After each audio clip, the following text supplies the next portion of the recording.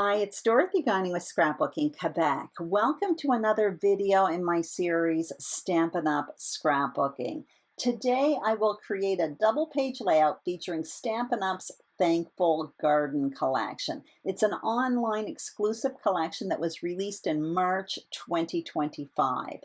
I will be using paper, stamps, dies, and some really cool coordinating stencil masks. Here is my narrowed down selection, and everything I use will be listed below along with my link to Stampin' Up. If you live in Canada and use the link, I will get a commission. If you have a local demonstrator, please support him or her. But if you don't and something interests you, thank you very, very much. Here's my inspiration. It's a page design from the Autumn to Remember Scrapbook Workshop Kit. That was released September 2024. I've already created, or I should say recreated on YouTube, 2 of the 3 designs that are in this workshop kit. So I will link up those videos below as well. And today I'm going to be doing the very same thing. I'm going to be creating the 3rd design, only using different material. So here's what's on my desk. First, I'm showing you the Thankful Garden paper pack. It's absolutely beautiful. I find the array of colors quite striking and very different, with pinks and blues and black and green. Absolutely beautiful. There's also florals, checks, stripes, so lots of stuff in that paper pack.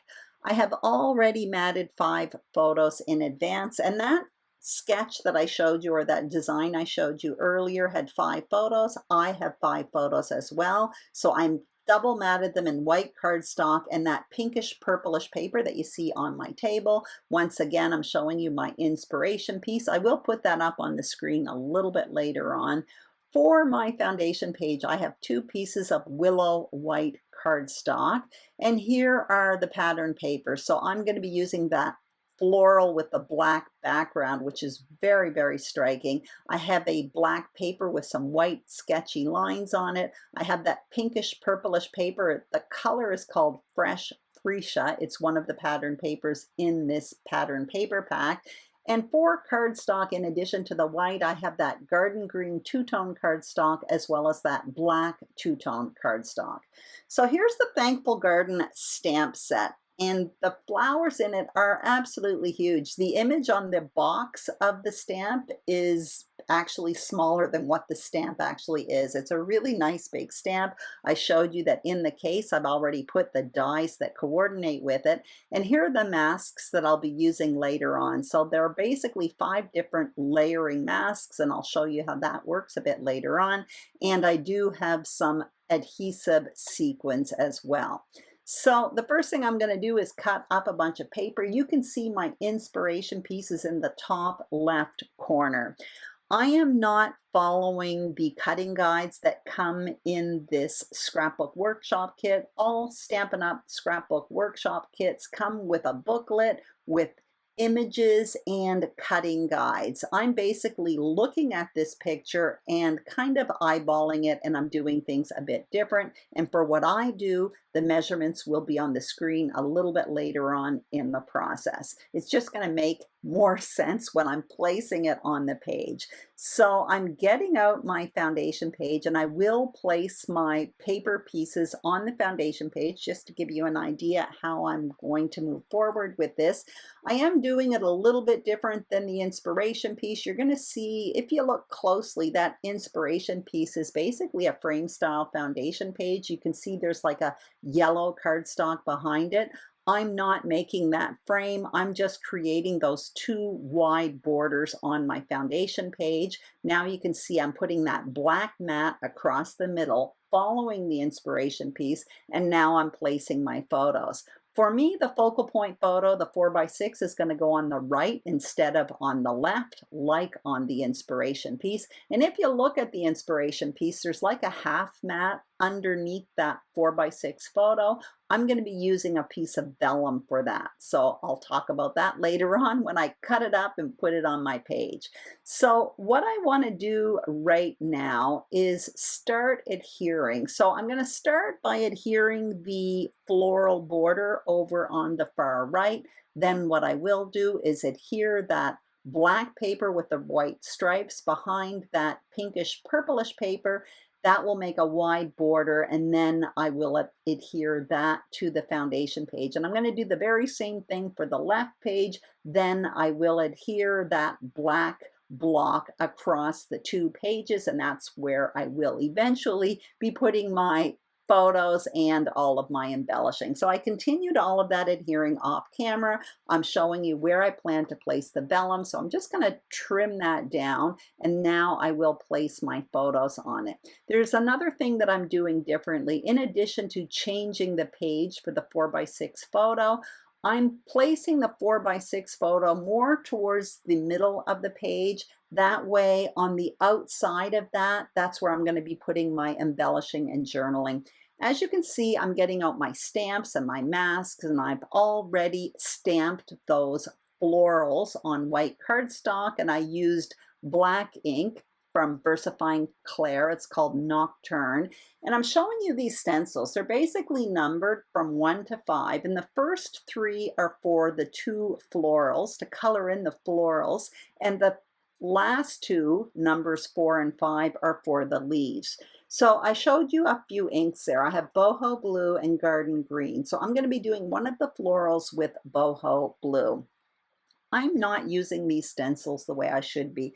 I showed you the stencils, and there's a little notch by the numbers. If you follow those notches, you will not have a problem positioning your stencil on top of your stamped image. I kind of ignored those notches, so that's why you see me fooling around a bit. But despite that, I'm still able to do it. I'm starting with my first layer. So I have a blending brush with the Boho Blue, and I'm being careful not to press too hard because I want this layer to be light. Now I could do this with different colored inks, but I'm going to be using all the same colored ink. Now I'm placing mask number 2. So what this is going to do is add details on top of the inking that I've already done. As you can see, I'm just trying to figure out how to place it because these are just little holes on top of the stamped flower. Again, if I were following those notches, I wouldn't be having this problem, but it wasn't that difficult. So now I'm coming in with my second layer. This time I'm pressing a little bit harder because I want to add a little bit more contrast, and it's going to add contrast anyway because I'm putting one layer of ink on top of an already layer of ink. That didn't come out right, but basically it's my second layer of ink, so it's going to make it a bit darker. Now I put the third mask down, and I'm doing the very same thing. So I have this floral piece with different gradients of this Boho Blue. It's really pretty and very easy to do. Now what I'm going to do are the leaves. So I'm starting by placing the leaves down. This time I'm not putting the tape down. The leaves are pretty easy to do, and I'm not pressing too hard. So it's very, very pretty. And for the leaves, there are only 2 masks. So here is the second one, and this is just going to add a bit of detail. This time I will add a little bit more pressure, so it's going to give me some nice dark spots on top of the leaves. Now, obviously, my brush kind of went over on the white cardstock, but that's no big deal because I'm going to be die cutting that a little bit later on. I'm going to do one more of these for you, and the rest are all going to be done off camera. This one here is pretty easy. So once again, I'm positioning the mask, and for this one, I'm using the fresh Freesia color ink. So that's that pinkish purplish color. I'm doing it very lightly for the first one. It's a very, very pretty color. Now I'm positioning the mask number 2, and this is just going to add a bit more detail. Once again, I'm adding a little bit more pressure here just to add a little bit more color, and I do the very same thing with the third mask. So I'm just putting this down, and then I'll come in and I'll do the leaves as well. But this is a really fun way to add color to these stamped images. For me, it's more fun than using those markers. I prefer doing this. It's actually quite a zen activity. I did a bunch more. You're going to see that in a moment when I show you all of my embellishing. So once again, I'm doing the leaves being careful to do it quite lightly for the first layer, then coming in with the second layer, adding a little bit more pressure just to add a little bit more color. So I'm going to clean all of this up. I'm coming back with my die cutting machine, and I'm just going to die cut out these flowers here. They're very easy because it's just a big image. It's not too difficult to place. It's actually very, very easy to place the die on top of the stamped image. There you have it, the first one, and I'll do the same for the blue flower as well. These are very beautiful. They make quite large embellishments. I can see easily making a card with that with just one of these floral die cuts on the card with a sentiment, and it would be done.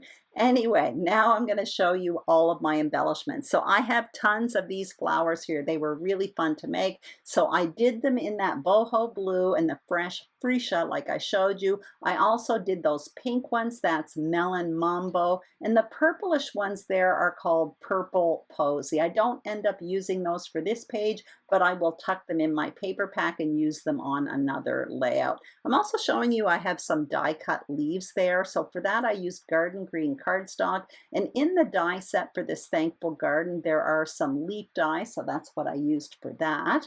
I'm just tucking that on my tray here. I also have those sequins as well. I have some ribbon. It's that fresh Freesia color. That was a freebie from Celebration. I have some twine there. I'm showing you I cut out some tags with some scraps of paper. Those are Tim Holtz ties. I use them all the time. I did do my journaling in advance, and I cut it out with these dies called, hang on a sec, they're brand new from March as well, Textured Notes dies. Those were an online exclusive as well. And I have some alphas. Those are from Thickers from the Maggie Holmes Forever Fields collection. And I already have my title on wax paper, which is my purple wreath, or the purple wreath. Anyway, you'll see that a little bit later on. Now what I'm going to do is just place everything on the page, and I am going to start placing my embellishments. So again, I'm more or less following the sketch, though my photos, certainly for that grid, are different sizes. My photos take up the entire mat, and on the inspiration piece, there's room for some embellishing. You can see that I have my journaling tucked under my photo over on the right. Now I know I want a mat underneath, but I'm not quite sure what paper to put underneath it. So that's what you see me auditioning right now. I just tried that pinkish purplish paper. I tried the green. I'm trying the floral.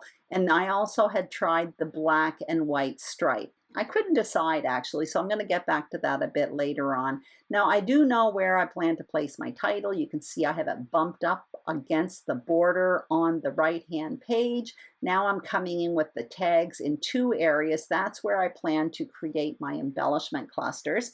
So I have the three tags there. Now I'm coming in with the florals, starting with those giant blue florals. Again, these pieces are really, really big, so I'm not going to need a whole lot of these to embellish my page. They do have quite an impact just on their own. When I'm tucking in these embellishments, what I'm thinking at this point is I want to keep one embellishment cluster larger than the other. So for me, the larger embellishment cluster is going to hug the bottom right corner in and around the focal point photo, the journaling, and the title. The cluster in the top left will have a lot of the same elements. I'll be using a lot of repetition, but I want that one to be smaller. As you can see, I'm going back, trying to figure out how I'm going to mat that journaling box. I decide to use the black and white striped paper, which is kind of understated, but I actually am quite happy with my choice. Once all my embellishing is down, it will look very, very good.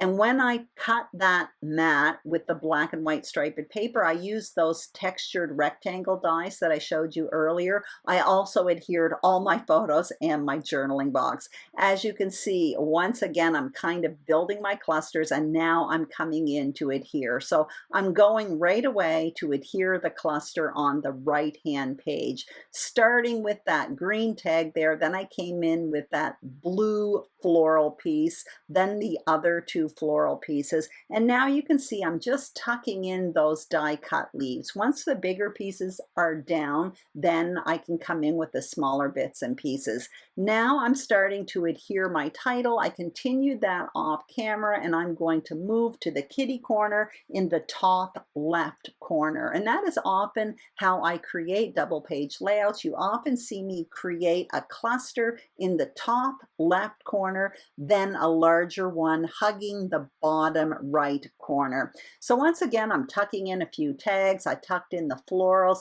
At this point, I'm thinking I want to add a third floral, but I am aware I do not want this cluster in the top left to get too big. So you can see me slicing down one of those florals there. I just want a hint of that pinkish purplish color in that cluster, but I don't want it to be as big as the cluster on the right-hand page. So I've moved ahead to adhering, and you can see that green tag is kind of sticking out. It looks a bit weird now, but once I tuck in my florals, that corner of the tag will be hidden, and that's what you see me doing. So I'm doing this, but before I can actually finalize it, I am going to have to place this page, the left page, beside the right page, just to see if my clusters all balance out. And for me, balancing out means one has to be larger than the other. I decide that the cluster in the top left needs to be a bit smaller, so I tucked things in a little bit more. Now I'm just fussing around with a few details over on the right,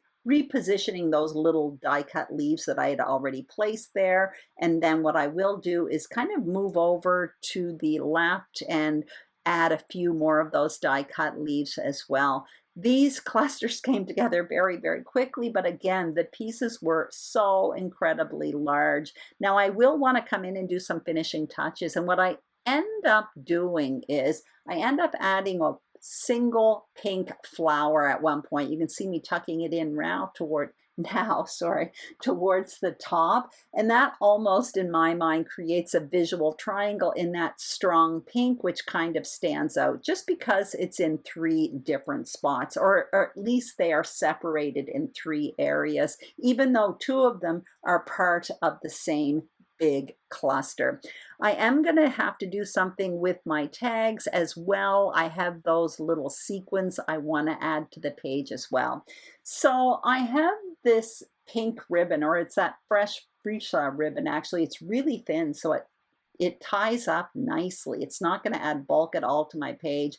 I decide not to add it to my tags, but I do like how it looks in that floral cluster in the bottom right, so I'm adding that there with a little glue dot. But for my tags, what I end up doing is using this twine, which is from a Stampin' Up neutral colored twine pack. It comes with 4 different color twines, very, very useful. I decide to use the black one. I'll finish the other 2 tags off camera, and the same thing for these sequins. I just want to sprinkle a few sequins in the clusters, and basically that's it. Here's my finished layout. Off camera, I added twine to the 2 other tags, and I sprinkled a few of those adhesive backed sequins in 3 spots across the 2 pages. I hope you enjoyed this video. If you did, I'd greatly appreciate a thumbs up. If you haven't subscribed to my YouTube channel, Scrapbooking Quebec, I would be thrilled and honored if you did. And if you are a subscriber, thank you very, very much. Have a great day, and I will see you soon on YouTube. Bye-bye.